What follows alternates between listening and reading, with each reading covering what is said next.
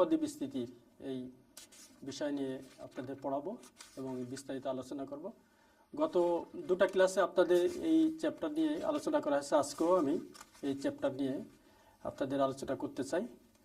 আর দেখেন, এই চ্যাপ্টারগুলো করার মাধ্যমে আপনারা যেটা শিখতে পারবেন, দ্বিপদী বিস্তৃতি ব্যবহার করে গাণিতিক সমস্যার সমাধান কিভাবে করা যাবে সেটা, আর দ্বিপদী রাশির পদের সংখ্যা কিভাবে আমরা জানতে পারবো, এটা আমরা তাহলে এখানে অধ্যায় 10-এর দুটা অনুশীলনী আছে, 10.1 এবং 10.2, এর সমন্বিতভাবে আমরা এটা আলোচনা করব।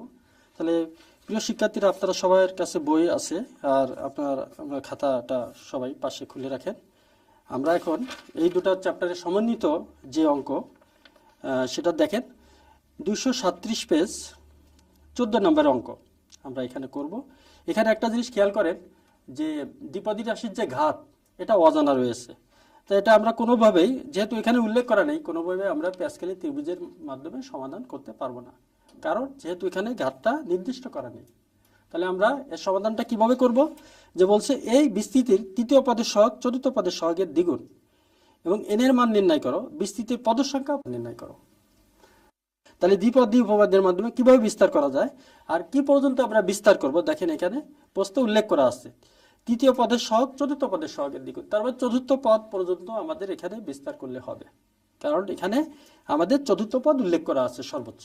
এই জন্য দ্বিপদী উপপাদ্যের মাধ্যমে করব, দ্বিপদী উপপাদ্যের সাহায্যে বা মাধ্যমে, দ্বিপদী উপপাদ্যের সাহায্যে আমরা সমাধানটা করতে চাই। তাহলে আমরা দ্বিপদী উপপাদ্যের সাহায্যে করব 1 প্লাস x⁴, এখানে n। আমরা গত ক্লাসে দেখেন আমরা সর্বোচ্চ ঘাতটা ছিল, সেই ঘাতটা আমরা এখানে লিখেছিলাম। আর এখানে যেহেতু আমাদের 4টা পদ পর্যন্ত বিস্তার করতে হবে, তাহলে 0 থেকে 3 পর্যন্ত লিখতে হবে। n লিখবো, এরপরে 0, n লিখবো, এরপরে 1, n লিখবো, এরপরে 2, n লিখবো, এরপরে 3। তাহলে আমরা এখানে n 0, আর প্রথম পদ এখানে 1 আছে, 1টার ঘাত আমাদের এখানে যাই লিখি না কেন 1ই হবে। এই জন্য আমরা প্রথম পদকে আর আইডেন্টিফাই করছি না, আমরা এখানে প্রথম পদ না লিখে দ্বিতীয় পদের ঘাতগুলো লিখব। প্রথম পদের ঘাত কি হতো প্রিয় শিক্ষার্থীরা, লিখলে n হতো। তাহলে আমরা এখানে, কারণ যেহেতু n এর মান আমরা 1 2 3 4 যাই দিই 1 হবে, সেজন্য দ্বিতীয় পদ আমরা এখানে x⁴, এর ঘাত হবে 0। সবসময়ের জন্য মনে রাখবেন, দ্বিতীয় পদের ঘাত নিচে যে সংখ্যাটা থাকবে সেটা আমরা লিখব। এরপরে n1 হবে, আমাদের এখানে যেহেতু প্লাস চিহ্ন আছে, এজন্য আমরা কোনো চিহ্ন প্লাস থাকলে দিব না, মাইনাস থাকলে অবশ্যই আমরা সেই মাইনাসটা লিখতাম। আর একটা পদ থেকে আরেকটা পদ যখন যাব অবশ্যই প্লাস চিহ্ন দেব। তাহলে এখানে হবে x/4 পাওয়ার 1। যেহেতু আমাদের কয়টা পদ হলো, একটা পদ, দুটা পদ, আরও দুটা পদ প্রয়োজন, তাহলে n2 লিখব। এখানে প্লাস চিহ্ন এখানেও দিতে পারি, এখানেও দিতে পারি। তাহলে x⁴ পাওয়ার হবে 2।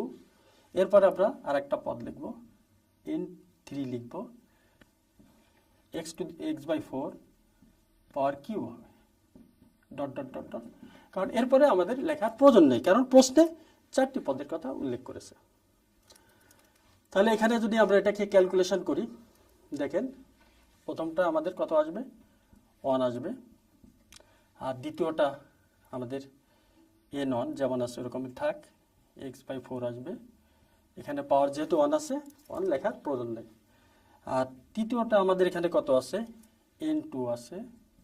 আর এখানে দেখেন x² হবে, আর এখানে 4² হবে, আর এখানে n3 হবে, আর এখানে কত হবে, x³ হবে, আর 4³ হবে, plus dot dot dot dot. এরপরে আমরা লিখলাম না, কারণ আমাদের এখানে 4টি পদের কথা বলা হয়েছে। এখন আমাদের প্রশ্ন মতে দেখেন বলেছে যে তৃতীয় পদের সহগ, তার মানে এখানে তৃতীয় পদ কোনটা, আমাদের প্রথম পদ, দ্বিতীয় পদ, তৃতীয় পদ, আর এটা চতুর্থ পদ। তৃতীয় পদের সহগ, সহগের কথা উল্লেখ করা আছে, তার মানে এখানে সহগ বলতে চলক যেটা, তার সাথে যেটা গুণ আকারে আছে, এখানে আসলে চলক x। তাই এখানে আমরা সহগ বলতে চলক যেহেতু x, তার পাওয়ারকে আমরা এখানে আইডেন্টিফাই করবো। যেমন এখানে শুধু x বললে, আমরা যদি x বলি তাহলে এখানে আর একটা x² থেকে যাবে, এখানে যদি আমি x বলি তাহলে একটা x² থেকে যাবে। এই জন্য আমাদের এখানে আসলে সহগ বলতে চলকের ঘাত সহ তার সহগ। তাহলে এখানে x² এর সহগ তৃতীয় পদে n2 আর 1/4² হবে। ঠিক একইভাবে চতুর্থ পদে n3 হবে আর 1/4³ হবে। তাহলে আমরা প্রশ্ন মতে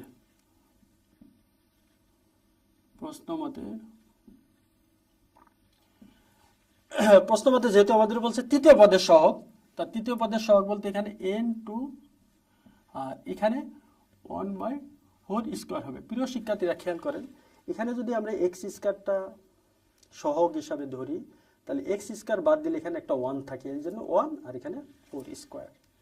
এখন বলছে চতুর্থ পদের সহগের দ্বিগুণ, তাহলে এখানে চতুর্থ পদে আমাদের 2 হবে। আর কেন যে দ্বিগুণ বলেছে চতুর্থ পদের সহগ, তাহলে চতুর্থ পদ বলতে এখানে x³ বাদ যাবে, তো x³ বাদ গেলে এখানে হবে n3 আর এখানে ওই x³ বাদ গেলে ওখানে একটা 1 থাকে, তাহলে 1/4³। প্রিয় শিক্ষার্থীরা বুঝতে পেরেছেন? তাহলে আমরা প্রশ্ন অনুযায়ী যা বলেছে তাই লিখেছি, আপনারা একটু খেয়াল করেন। আমি আগেই বলেছি যে এখানে n মানে আসছে এই দ্বিপদী রাশির ঘাত, আর 2 মানে পদের সংখ্যা, তাহলে এখানে কয়টা পদ হবে? 2টা পদ হবে। যেমন আমরা এখানে 3 to 5 3 যদি বলি তাহলে কয়টা পদ আছে? 3টা পদ আছে। এই 3টা পদ কত থেকে শুরু হবে? 5 থেকে শুরু হবে, তাহলে 5 4 3 আর এখানে হবে 3 2 1, কারণ এখানে 3 এর ফ্যাক্টরিয়াল বলতে 3 থেকে 1 পর্যন্ত।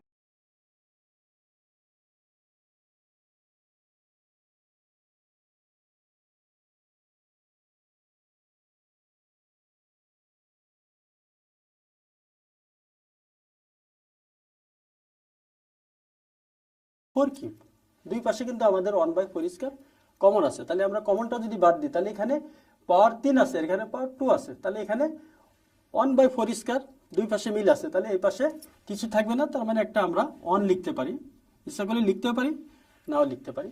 আর এখানে 2 থাকবে। আর এখানে দেখেন 3টা পদ হবে, 3টা পদ, যেমন আমরা এখানে 2টা পদ ছিল n × n-1, তাহলে এখানে n × n-1 হবে, n-2 হবে, আর নিচে ফ্যাক্টরিয়াল 3 হবে। ফ্যাক্টরিয়াল 3 বলতে 3 2 1, আর এখানে 1/4 থাকবে। কেন থাকবে? কারণ এখানে স্কয়ার আর এখানে কিউব। এখন খেয়াল করে দেখেন, আমাদের এখনো যেহেতু ইকুয়েশন, তাহলে উভয় পাশে সেম জিনিস আছে। আমরা যেমন এখানে n আছে, এখানে n আছে, n-1 আছে, n-1 আছে, বাদ যাবে। আর এখানে 2 আছে, এই পাশেও 2 আছে, তাহলে আমরা এই 2, যেমন এখানে n আপনাদের ক্যালকুলেশনের সুবিধার জন্য আমি কেটে দেখাচ্ছি। এখানে n-2, এখানে n-2, এখানে 2 আর এখানে 2, আর এই 2 দিয়ে যদি আমরা এই 4টা কাটাকাটি করি তাহলে কত হবে? 2 হবে। তাহলে এই পাশে আমাদের কাটাকাটি করে কিছু নেই, তার মানে কি 1 আছে, আমরা এখানে একটা 1 লিখব। আর ওই পাশে খেয়াল করে দেখেন, এই n কাটা, n-1 কাটা, 2 কাটা, তাহলে উপরে n-2 এর সাথে একটা 1 আছে, তাহলে 1 এর সাথে আমরা যাই গুণ করি সেটাই পাবো, তাহলে n-2 1 এর সাথে গুণ করলে n-2ই পাবো। আর এখানে আমাদের কি আছে? 3 × 2, এই 2টা কিন্তু হরে আছে, তাহলে 3 এর সাথে 2 আমরা 2 যদি গুণ করি তাহলে কত হবে? 6 হবে।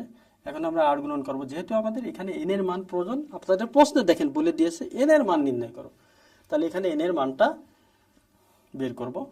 তাহলে এখানে 6, তাহলে n = 6 + 2, তাহলে আমাদের এখানে n মানে 8 এসেছে।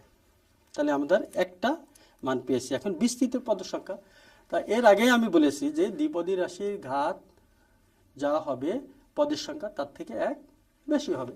তা যেহেতু আমরা এখানে n এর মান অজানা ছিল, এইটাই n মানে এই ঘাত, তাই n আমরা কত পেয়েছি? 8 পেয়েছি। তাহলে এখন আমাদের পদ সংখ্যা কত হবে?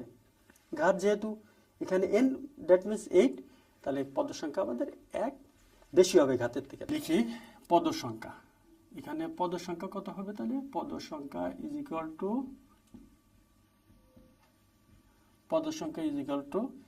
8 + 1, তার মানে 9। আমরা এখানে 9টা পদ পেয়েছি। এখন দেখেন দ্বিতীয় অংশ ওকে। এখন তৃতীয় অংশ বলছে মধ্যপদ নির্ণয় করো।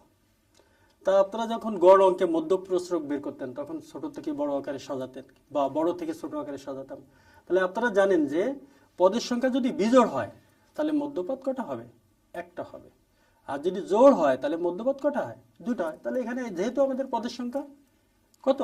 9, তাহলে এখানে মধ্যপদ আমাদের একটা আসবে। তাহলে সূত্র অনুযায়ী আমরা কিভাবে লিখবো? এখানে বিজোড় হলে তার সাথে 1 যোগ করে 2 দিয়ে ভাগ করলে যা হয় অততম পদ হবে মধ্যপদ।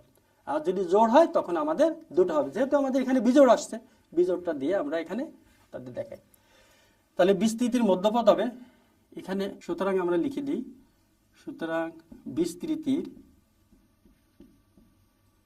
বিস্তৃতির মধ্যপদ হবে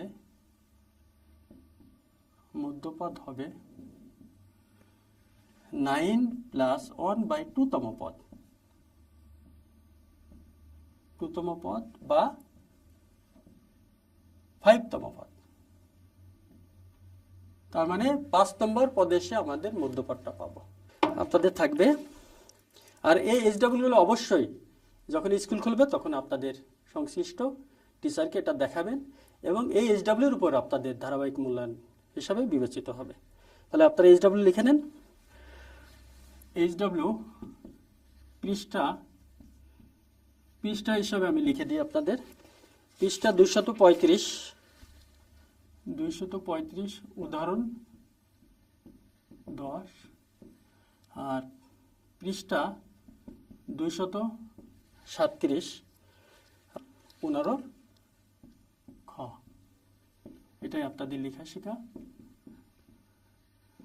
আর আপনারা দেখেন আমি যে শিকল ফলে আপনাদের বলেছিলাম এই বিষয়গুলোর সাথে এটা মিল আছে কিনা, এখানে সম্পূর্ণভাবে মিল আছে। দেখেন আমরা পদ সংখ্যা এখানে বের করেছি, তবে দ্বিপদী বিস্তৃতির মাধ্যমে সমস্যার সমাধান কিভাবে বের করতে, সেটা সবকিছু কিন্তু আমরা শিকল ফলের সাথে আমরা দেখতে পাচ্ছি সবই মিল আছে। আর আপনাদের এই ক্লাসটা যদি আপনারা পরবর্তীতে দেখতে চান তাহলে আমার ঘরে আমার স্কুলের ফেসবুক পেজ এবং ইউটিউব চ্যানেলে আপনারা চোখ রাখবেন।